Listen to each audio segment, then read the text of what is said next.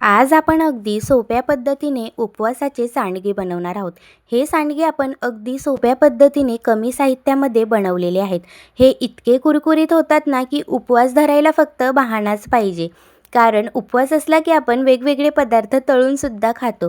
त्यावेळेस हे कुरकुरीत आणि चटपटीत सांडगे तळून नक्कीच खा. सगळे अगदी आवडीने खातील. चला तर मग आता वेळ वाया न घालवता रेसिपीला सुरुवात करूया. त्यासाठी आपण 3 मीडियम साईजचे बटाटे घेतले, जे आपण साल काढून किसून घेणार आहोत. अशा पद्धतीने किसणीने आपल्याला छान संपूर्ण बटाटे एका मोठ्या बाउलमध्ये पाणी टाकून किसून घ्यायचे आहेत, म्हणजे हे काळे पडणार नाही.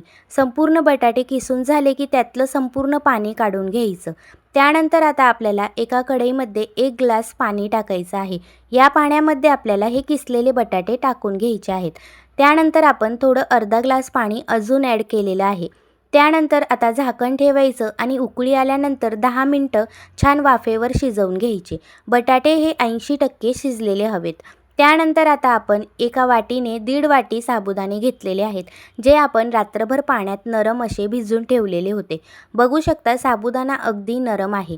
त्यानंतर आता याच्यामध्ये आता आपल्याला चवीपुरता मीठ टाकून घ्यायचं आहे. मिठाचा वापर थोडासा कमीच करायचा. जर मीठ अगदी बरोबर टाकले ना तर ते थोडंसं सुकल्यानंतर खारट होतं. त्यानंतर यामध्ये हिरव्या मिरचीचा आपण 1 मोठा चमचा वाटण घेतलेला आहे.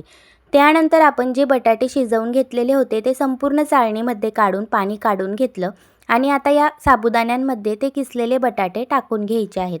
सगळं असं व्यवस्थित आपल्याला एकजीव करून घ्यायचं आहे. त्यानंतर 10 मिनटं झाकून ठेवा. वाफेवर छान असं नरम होतं. नंतर थोडं गारही होतं. आता आपण हाताने अशा पद्धतीने कडकडीत उन्हामध्ये एका प्लॅस्टिकच्या पिशवीवर आपण हे सांडगे अशा पद्धतीने टाकून घेणार आहोत. कडकडीत उन्हामध्ये 2 दिवस हे सांडगे छान वाळत घालायचे. नंतर तळायचे. इतके कुरकुरीत होतात आणि खायलासुद्धा अगदी अप्रतिम लागतात. मिरचीचा ठेचा घातल्यामुळे खायला थोडेसे तिखटसुद्धा लागतात आणि चविष्ट लागतात.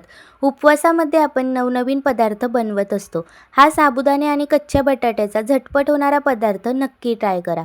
2 दिवस कडकडीत उन्हामध्ये वाळवल्यानंतर अगदी छान असे कडक होतात. तेलामध्ये तुम्हाला तळूनसुद्धा दाखवते. बघू शकता अगदी कुरकुरीत असे तळले गेलेले आहेत. अशाच पद्धतीने आपण हे सांडगे तळून घेणार आहोत. उपवास म्हटला की अगदी नवनवीन पदार्थ खातो. त्यामध्ये जर तुम्ही हे वर्षभर टिकणारे सांडगे बनवून ठेवले ना तर चकली बनवायची सुद्धा गरज पडणार नाही. अशा पद्धतीने सोप्या पद्धतीने हे सांडगे नक्की ट्राय करा. वर्षभरात भरपूर उपवास असतात. त्यावेळेस हे वर्षभर टिकणारे सांडगे आपण एक मोठा डबा भरून ठेवले की ते वर्षभर सहजच टिकतात.